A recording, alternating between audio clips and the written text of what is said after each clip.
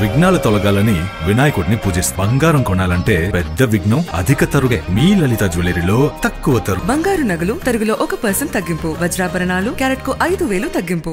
విడిపోవడానికి రీజన్ అంటే మాకు కొన్ని ప్రాబ్లమ్స్ ఉన్నాయి. మా ఇద్దరి మధ్యలో కొన్ని రీజన్స్, కొన్ని ప్రాబ్లమ్స్ ఉన్నాయి. ఉండడం వల్లే మేము కొద్ది రోజులుగా దూరంగా ఉండడం జరిగింది. ఆ ప్రాబ్లమ్స్ ఏవనేవి మా వైఫ్ అండ్ హస్బెండ్ అండర్స్టాండింగ్ మధ్యలో ఉంటుంది. మేము మ్యూచువల్ కన్సర్న్ తో విడిపోతాము. విడిపోయి నేను శ్రీను గారు ప్రెసెంట్ లివింగ్ టుగెదర్ లోనే ఉన్నాము, కలిసే ఉంటాము. ఇంకా ఇంకో క్వశ్చన్ ఏంటంటే శ్రీను గారు ఎమ్మెల్సీ కార్యాలయం ఇదే కంటిన్యూ చేస్తాం. నేను అతనికి ఇది రెంట్కి ఇవ్వడం జరుగుతుంది వైసీపీ కార్యాలయానికి.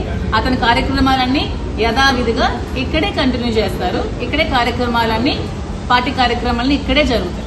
అతనికి నేను ఈ బిల్డింగ్ లీజ్కి ఇవ్వడం జరుగుతుంది, గ్రౌండ్ ఫ్లోర్ లీజ్కి ఇస్తాను. సో అతని కార్యక్రమాలన్నీ కింద యథావిధంగా ఇక్కడే జరుగుతాయి. కార్యకర్తలు అందరూ ఇక్కడికే వస్తారు. యాజ్ యూజువల్ గా ప్రోగ్రామ్స్ అన్ని ఇక్కడే జరుగుతాయి. ఇప్పుడు ప్లాన్ చేయొచ్చు, 2 years బిఫోరే ప్లాన్ చేయొచ్చు. ఇప్పుడు ప్లాన్ చేయడానికి లేదు. ప్లాన్ చేసింది ఎవరు? ఆమె. వచ్చింది ఎవరు? ఆమె. 2 years ముందు రాని వ్యక్తి ఇప్పుడు ఎందుకు వచ్చింది అంటే 2 years తర్వాత ఇల్లు కనిపిస్తుంది, ఇల్లు కావాలి, ఇల్లు కబ్జా చేయాలనే ఆలోచనతో వచ్చింది. క్లియర్ గా చిన్న పిల్లకి అడిగినా అర్థం అవుతుందండి ప్రతి ఒక్కరికి కూడా. ఇప్పుడు 2 సంవత్సరాల ముందు లేనిది, 2 సంవత్సరాల ముందు భర్త మీద ప్రేమ లేనిది ఇప్పుడు ఎందుకు వస్తుంది అంటే ఇల్లు చూసి ఇల్లు కావాలి కాబట్టి ఇల్లు కూడా ఆక్యుపై చేయడానికి, ఇంకా రాజకీయంగా అతను పతనం చేసి అతను ఊరి నుంచి వెలేయాల ఆలోచనతో వచ్చిన ఒక కుతంత్రం. అది ఒక ప్లాన్, తాంది ప్లాన్, మాది ప్లాన్ కాదు. ఇల్లు రెంట్కి ఇస్తాను, కార్యాలయం రెంట్కి ఇస్తాను. అది అతను ఇంకొక ఇల్లు కట్టుకునేంత వరకు రెంట్కి ఇస్తాను. ఎక్కడలోనే ఉండాలి కదా నాయకుడు అనేవాడు. ఇక్కడ ఫుల్ ఫ్లెడ్జ్డ్ గా కింద గ్రౌండ్ ఫ్లోర్ అంతా కార్యాలయం, పైన అంతా హౌస్. ఎమ్మెల్సీ హోదాలో అతను ఎమ్మెల్సీ కార్యక్రమాలన్నీ ఇక్కడే జరుగుతాయి. పార్టీకి నేను పిలుస్తాను. చాలా గౌరవప్రదమైన వ్యక్తి, మంచి వ్యక్తి, మహానుభావుడు. ఆయనకి కూడా నేను 60 లక్షల రూపాయలు ఇవ్వాలి. ఆయన కూడా రిజిస్ట్రేషన్ నా పేరున ఇంకా డబ్బులు బాకీ ఉన్నప్పుడు చేశాడు. ఇప్పుడు ఆయనకి 60 లక్షలు, మరి మాధురి గారికి ఇవ్వాల్సినటువంటి 2,50,00,000. ఇవన్నీ నేను ఇప్పుడు ఎక్కడ రేట్ చేయగలను? నా వ్యాపారాలన్నీ ఈ ప్రభుత్వం వచ్చిన తర్వాత మొత్తం పోయినాయి. ఇప్పుడు ఐఎమ్ ఆన్ ది రోడ్. ఇలాంటి పరిస్థితుల్లో గత్యంతరం లేక మా కుటుంబం వల్ల ఇప్పటికే నష్టపోయినటువంటి, జీవితాన్ని సర్వనాశనం చేసుకున్నటువంటి, కన్నవారి నుంచి అత్తవారి నుంచి ఆత్మహత్యకి పాల్పడినటువంటి మరి మాధురికి నేను అన్యాయం చేసేవాడిని. కాబట్టి నేనేమైనా పర్వాలేదని ఈ ఆస్తిని నేను రిజిస్ట్రేషన్ చేయటం నా మనస్స వాచ కర్మేణ, నా మనస్ఫూర్తిగా నేను ఆమెకు ట్రాన్స్ఫర్ చేయటం జరిగింది. కాబట్టి దీనిలో ఎటువంటి ఆలోచనలు కానీ, ఎటువంటి అభిప్రాయాలు కానీ, భేదాభిప్రాయాలు కానీ ఎవరు కానీ పెట్టుకోవాల్సిన అవసరం లేదు. నేను క్లారిటీగా చెప్తున్నాను. నేనే అప్పు తీర్చుకోలేక ఈ ఆస్తిని ట్రాన్స్ఫర్ చేశాను. ఇది జరిగింది. ఆశలో ఉన్నాను. తర్వాత ఇంటి నిర్మాణాన్ని నేను చేసుకున్నాను. అంటే మాధురి ఇప్పుడు అంటే నేను రాజు అని పిలుస్తాను. ఆమె ద్వారా వచ్చినటువంటి ఈ ఫోన్ కాల్ ద్వారా ఒకవేళ అత్యవసర పరిస్థితుల్లో నేను ఏదైనా ఇప్పుడు చెప్పాల్సి ఉంటే నేను వచ్చి కరెక్ట్ గా మనకు 2-3 రోజుల్లో వచ్చి ప్రెస్ మీట్ పెడతాను. టెక్కల్లో కానీ ఇంకెక్కడైనా పెట్టి ప్రజలందరికీ వివరాలు తెలియజేయాలి.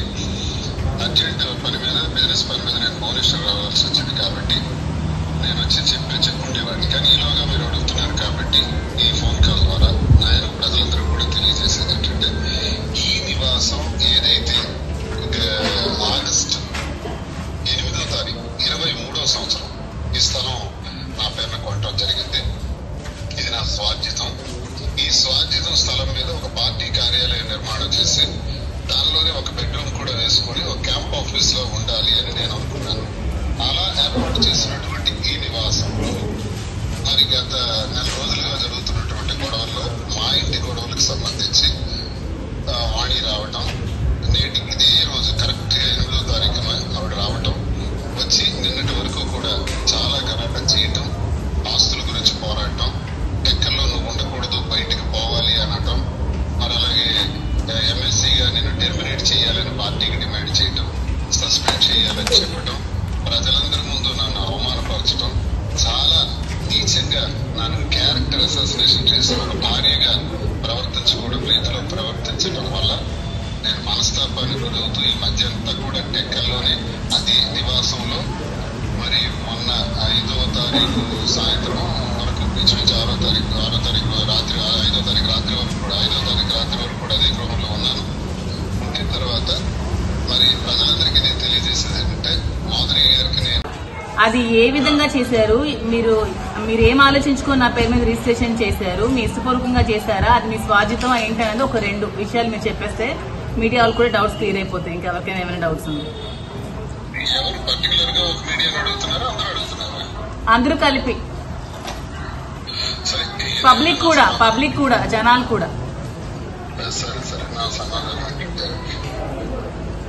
గతంలో మా ఇంటి గొడవలు మాకున్నాయి. మాకు 30 సంవత్సరాల నుంచి జరుగుతున్నటువంటి నా కుటుంబ వ్యవహారంలో గత 2 ఏళ్ల నుంచి నేను బయట ఉన్నాను. ఎందుకంటే ఎవరు కూడా రావడానికి ఎటువంటి రైట్ లేదు. ఆమె భర్తతో ఏవైనా విభేదాలు ఉన్నా, ఏవైనా లీగల్ ప్రాబ్లమ్స్ ఉన్నా ఆమె లీగల్ గా తెచ్చుకోవాలి తప్పితే ఇలా ట్రెస్పాస్ చేసి 100 మంది తీసుకొచ్చి, నిన్ను కూడా మీరు అందరూ చూశారు, నేను ఒక్కదాన్నే ఉన్నాను ఇంట్లో, నిచ్చెన పెట్టి పైకెక్కి నన్ను చంపడానికి ప్రయత్నించారు, పవర్ కట్ చేశారు, వాటర్ లేదు, నిన్నంతా పవర్ లేక వాటర్ లేక చాలా సఫర్ అయ్యాను. పోలీస్ వాళ్ళు చాలా సపోర్ట్ చేశారు, నేను కాదనట్లేదు.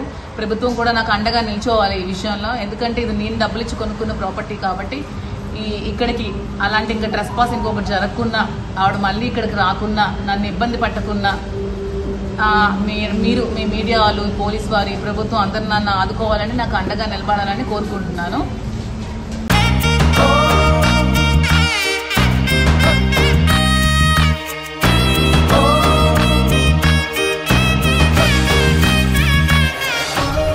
విఘ్నాలు తొలగాలని వినాయకుడిని పూజిస్తాం. బంగారం కొనాలంటే పెద్ద విఘ్నం అధిక తరుగే. మీ లలిత జ్యువెలరీలో అది లేదు. మార్కెట్లోనే తక్కువ తరుగు. వినాయకుడి కటాక్షంతో అందరింట్లో బంగారం, వజ్రం, వెండి నిండాలి. బంగారు నగలు తరుగులో 1% తగ్గింపు. వజ్రాభరణాలు క్యారెట్కు 5,000 తగ్గింపు.